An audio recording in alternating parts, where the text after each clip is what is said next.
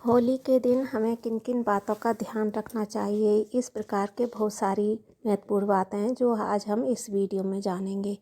तो आप लोग बने रहिए मेरे साथ मेरे चैनल पर। अगर आपको मेरा वीडियो पसंद आता है तो प्लीज़ आप मेरे चैनल को सब्सक्राइब कर दीजिए, बेल आइकन प्रेस कर दीजिए, जिससे कि हमारी वीडियो आप तक पहुंच सकें। चलिए शुरू करते हैं सभी महत्वपूर्ण जानकारी। तो आप सबसे पहले हम ये जानेंगे कि आपको हमारे प्यारे जो दोस्त हैं उन सबको सबसे पहले हमारी होली की शुभकामनाएं इन एडवांस। और आप सभी लोगों को आशीर्वाद। देखिए, मैं होली के वीडियो बना रही हूँ, मुझे खुद विश्वास नहीं हो रहा है कि बहुत, लेकिन फिर भी मैं ठीक ठाक आपको यह वीडियो आप तक पहुंचा रही हूं, क्योंकि बहुत सारे लोगों को ऐसा लगता है कि पता नहीं क्या होगा इसमें वीडियो में। लेकिन मैं आपको इस होली के बारे में सारी महत्वपूर्ण जानकारी बताऊंगी। होली के कुछ दिन पहले, एक सप्ताह पहले से ही होलिकाष्टक शुरू हो जाता है, जो कि 7 मार्च से शुरू हो चुका है और 13 मार्च तक रहेगा। इसमें होलिका दहन 13 मार्च को हम करेंगे।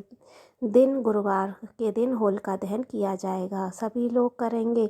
और होली को लेकर जो कन्फ्यूजन है कि 14 को मनाएं कि 15 को मनाएं, तो देखिए आप लोग फागुन महीने के पूर्णिमा के दिन होली का त्यौहार मनाते हैं और कुछ लोग इसे प्रतिपदा के दिन, चैत्र महीने की प्रतिपदा के दिन होली का त्यौहार मनाते हैं। तो आप जो लोग पूछेंगे कि हम लोग कब मनाएं, तो देखिए आप लोगों के यहाँ हम लोग 15 मार्च को इसके लिए बताते हैं कि होली का त्यौहार मनाएंगे। दिन है शनिवार, और जो लोग शुक्रवार को मना रहे हैं वे 14 मार्च को भी अपना सकते हैं। हर घर के नियम और परंपराएं कुछ अलग होती हैं। कुछ लोग पूर्णिमा को मनाते हैं, कुछ लोग पड़वा को मनाते हैं।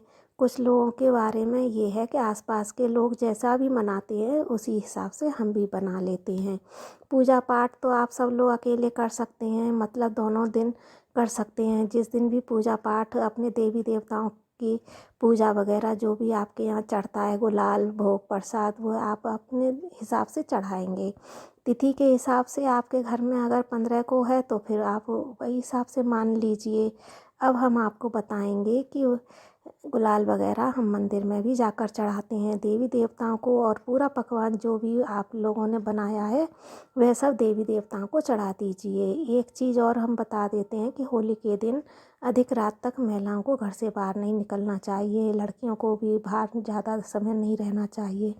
होली के खेलने से पहले जो सावधानी बरतनी चाहिए वह, जैसे चेहरे पर तेल वगैरह लगा लीजिए, क्रीम वगैरह लगा लीजिए, जिससे कलर से एलर्जी ना हो। सोना चांदी के जो गहने हैं वे उतार कर रख दीजिए।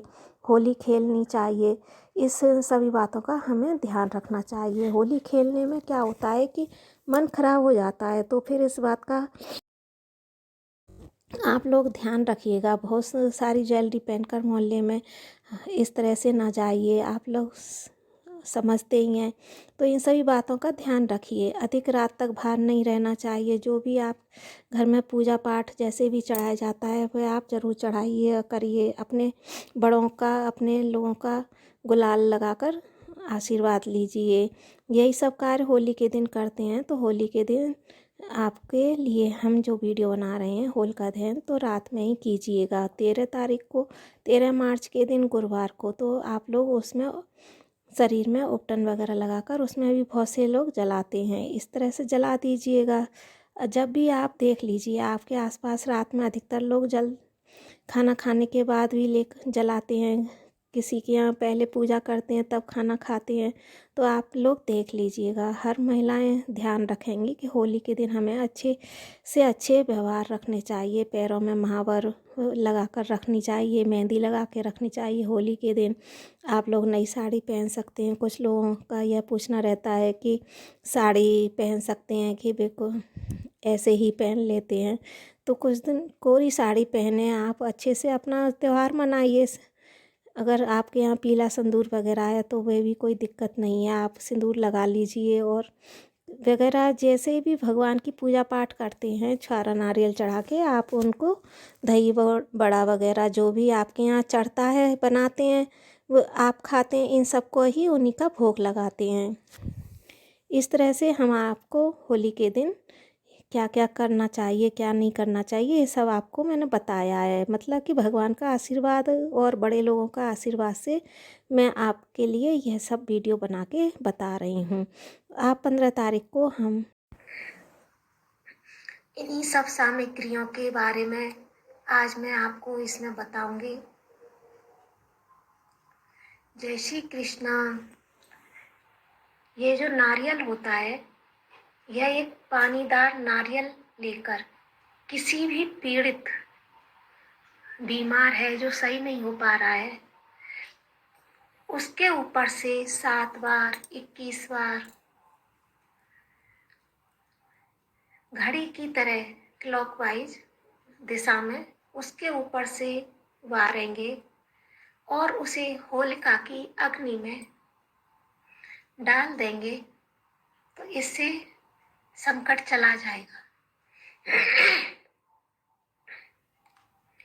नारियल डालने के बाद होलिका की 7 परिक्रमा करें और अपने इष्ट देव का नाम लेते हुए प्रार्थना करें कि जिस भी राहु की वजह से, किसी भी कारण से, किसी भी प्रकार से जो भी संकट हमारे ऊपर है या इस व्यक्ति के ऊपर है, तो वह संकट हट जाए। इस प्रकार एक नारियल का गोला लेकर उसमें अलसी का तेल भरें, उसी में थोड़ा सा गुड़ डालें और इस गोले को जलती हुई होलिका में डाल दें। इससे राहु का बुरा प्रभाव समाप्त हो जाता है और हमारे ऊपर से आने वाली संकट दूर हो जाती है। होलिका दहन के बाद जलती हुई अग्नि में नारियल डालने से नौकरी की बाधाएं भी दूर हो जाती हैं और किसी के ऊपर कोई नज़र, तंत्र, टोटका या कुछ भी उपाय है तो वह भी दूर हो जाता है। बारे में आपको बताऊंगी। इसमें आपको किन चीज़ों का उपयोग करने से कौन से संकट दूर होते हैं, किस बीमारी का अंत होता है, किस टोने टोटके को दूर किया जा सकता है, घर पर, परिवार पर, व्यक्ति पर, बच्चे पर आने वाली किसी भी मुसीबत को इन उपायों से कैसे दूर कर सकते हैं, आज हम इस वीडियो में यही जानकारी देने वाले हैं। कपूर जो होता है वह देवताओं के लिए तो जलाया ही जाता है। उसको कपूर को जलाने से एक तो वास्तु दोष दूर होता है, घर का पितृदोष दूर होता है। अक्सर लोग शिकायत करते हैं कि हमें पितृदोष है या काल सर्प दोष है। यह राहु और केतु का प्रभाव है। इसे होली की आग में डालने का भी रिवाज है। कपूर को होली के दिन होलिका दहन में डाला जाता है। यह ठंडा भी होता है लेकिन अग्नि प्रज्वलित करता है, वातावरण को खुशबूदार बनाता है। यह हमारे स्वास्थ्य के लिए बहुत अधिक महत्व होता है। इसलिए कपूर को जरूर खरीद कर लेकर आए घर पर। गेहूं की बालियां, जैसे पहले मैंने बताया नारियल का उपाय, अभी बताया मैंने कपूर का उपाय। नारियल का उपाय किसी भी तरह का, किसी भी व्यक्ति पर, बीमार व्यक्ति पर, बच्चे पर टोना टोटका या कुछ भी परेशानी है, नारियल का उपाय उसके ऊपर से 7 बार 21 बार बार कर क्लॉकवाइज एंटी, जैसे घड़ी की सुइयां घूमती हैं इस तरह से तार कर आप होलिका दहन में अर्पित कर दें और उसके बाद 7 परिक्रमा भी दें होलिका की और क्षमा याचना करें, जिससे कि जिस व्यक्ति के ऊपर, बच्चे के ऊपर कुछ भी हुआ है वह नष्ट हो जाए। होलिका माता हमारी रक्षा करे, हमारे बच्चों की रक्षा करे। गेहूं की बाली क्या है, नई फसल आ जाती है इन दिनों में। तो होली के दौरान हम जो नया अन्न उगता है उसको सबसे पहले हम अपने देवी देवताओं को अर्पित करते हैं। हमारी भारतीय संस्कृति में बहुत अच्छे अच्छे विधान बताए गए हैं जिसका हमारे संपूर्ण शरीर पर, घर पर, बच्चों पर, परिवार पर इसका बहुत प्रभाव पड़ता है। से भरा एक त्योहार है। इस त्योहार पर सभी लोगों को बड़ी खुशी के साथ हमें मनाना चाहिए और इससे जुड़ी हुई जो मान्यताएं हैं, रीत रिवाजें हैं, उन्हें हमें पूरी श्रद्धा के साथ मनाना चाहिए, निभाना चाहिए। ये त्योहार पर कुछ ऐसी बातें हैं जिनको हमें ध्यान में रखना चाहिए। होलिका दहन पर जरूर शामिल हों और अगर उस दिन ऐसा संभव ना हो पाए तो अगले दिन सूरज निकलने से पहले होलिका की 3 परिक्रमा जरूर लगा लें। होलिका दहन की विभूति को पुरुष मस्तक पर और महिला अपने गले में लगा लें। ऐसा करने से ऐश्वर्य बढ़ता है। होलिका में अलसी, मटर, चना और गेहूं की बालियां जो होती हैं, इनको भी आप होली की आग में भून लें और उसे प्रसाद के रूप में सभी को बांटें। घर के बीच में एक चौकोर टुकड़ा साफ करके उस पर कामदेव का पूजन करें। होली के अवसर पर किसी भी व्यक्ति के लिए मन में शत्रुता का भाव न रखें। यह एक भाईचारे का और अपनत्व का त्योहार होता है। होली के दिन घर पर आने वाले मेहमानों को सौंफ, मिश्री, मिठाई खिलाएं। इससे प्रेम भाव बढ़ता है। और गुलाल लगाएं। होली के दिन अपने बड़ों को अपने पैर छूने और उनके पैर के अंगूठों पर गुलाल लगाएं, आशीर्वाद लें और अपने से छोटों को रंग लगाकर आशीर्वाद देना चाहिए।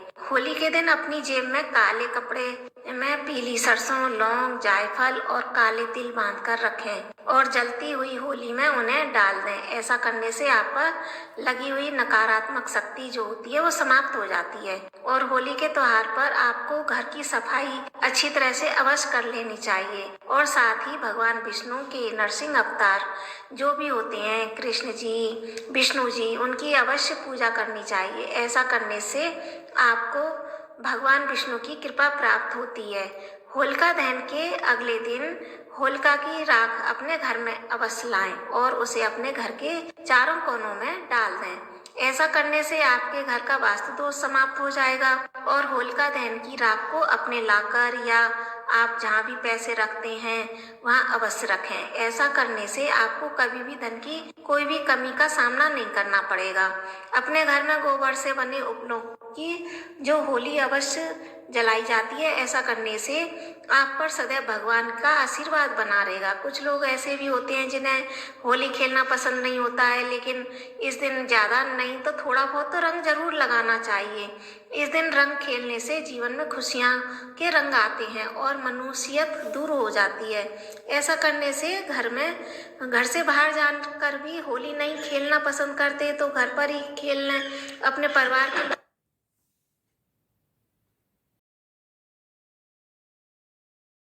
होली खेल लें। होली के दिन सबसे पहले भगवान को रंग चढ़ाकर तब होली शुरू करें।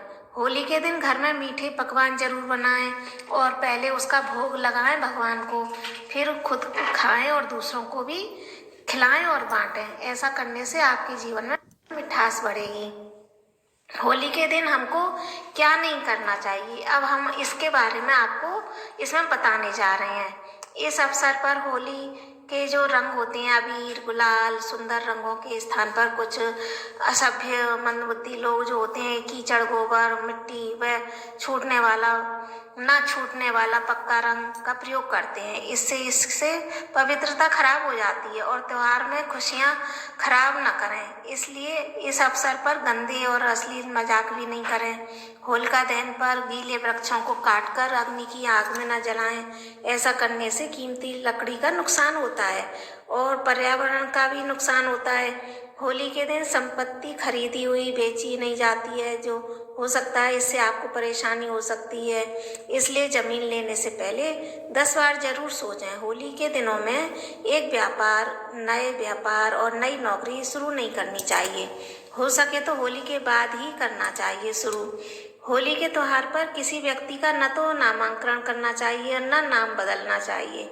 होलिका दहन वाले दिन सफ़ेद खाद्य पदार्थ जो होते हैं जैसे रसगुल्ला वगैरह, इनसे दूर रहना चाहिए और इनका सेवन नहीं करना चाहिए। इसलिए हमें इन नकारात्मक शक्तियों का अधिक प्रभाव रहता है होलिका दहन के, तो इसलिए वाइट चीज़ों को त्याग देना चाहिए।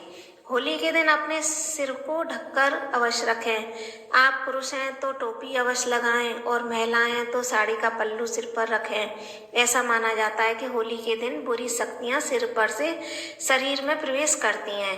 सूरज ढलने के बाद होली नहीं खेलनी चाहिए और किसी व्यक्ति के ऊपर रंग भी नहीं डालना चाहिए। ऐसा करना अशुभ माना जाता है। होली के दिन किसी को न तो धन देना चाहिए और न किसी से धन लेना चाहिए। होली के दिन मांस शराब का उपयोग बिल्कुल भी न करें। यह एक पवित्र त्योहार है और इसकी पवित्रता को बनाए रखना चाहिए। होली मेल मिलाप और खुशियां बांटने वाला त्योहार है। वैसे तो खुशियां बांटने के कोई नियम नहीं होते हैं, लेकिन फिर भी किसी त्योहार या किसी रीति रिवाज से संबंधित कुछ ऐसे तत्व होते हैं जिन्हें अपनाने में अगर हमें कोई नुकसान ना हो तो हमें उनका पालन जरूर करना चाहिए। ये आपको हमारी वीडियो अच्छी लगी है तो जाती है। इस साल होलिका दहन के लिए कम समय है, इसमें शुभ मुहूर्त रहने वाला है। हिंदू शास्त्रों के अनुसार होलिका दहन प्रदोष काल यानी सूर्यास्त के ठीक बाद की अवधि के दौरान किया जाना से शुभ माना जाएगा। जाने इस बार होली कब है और होलिका दहन का शुभ मुहूर्त और होलिका दहन की पूजा सामग्री और पूजा विधि। इस तरह से हम कैसे पूजा करें, कैसे मनाएं। होली की पूजा विधि माना जाता है होली के दिन होलिका पूजा करने से हर तरह के भय पर विजय प्राप्त की जा सकती है। होलिका पूजा में शक्ति, समृद्धि और धन प्रदान होती है। ऐसा माना जाता है होलिका की रचना सभी प्रकार के भय को दूर करने के लिए की गई है। कहते हैं कि इस दिन होलिका नाम की राक्षसी का अंत हुआ था और इस दिन प्रहलाद की पूजा की जाती है। होलिका दहन से पहले होलिका पूजा का महत्व है। होलिका दहन हिंदू पंचांग से पर करने से दुर्भाग्य और कष्ट हो सकता है।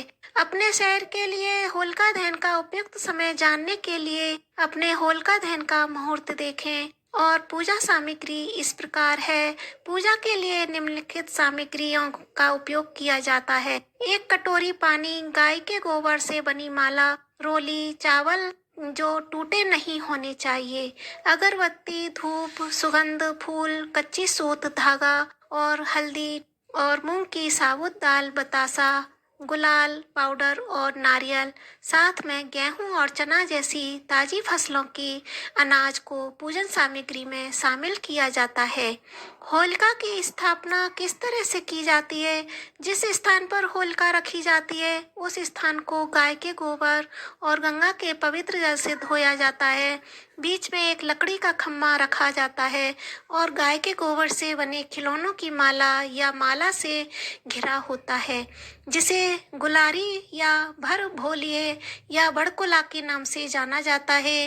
कहते हैं गाय के गोबर से बनी होलिका और प्रहलाद की मूर्तियों को ढेर के ऊपर रखा जाता है।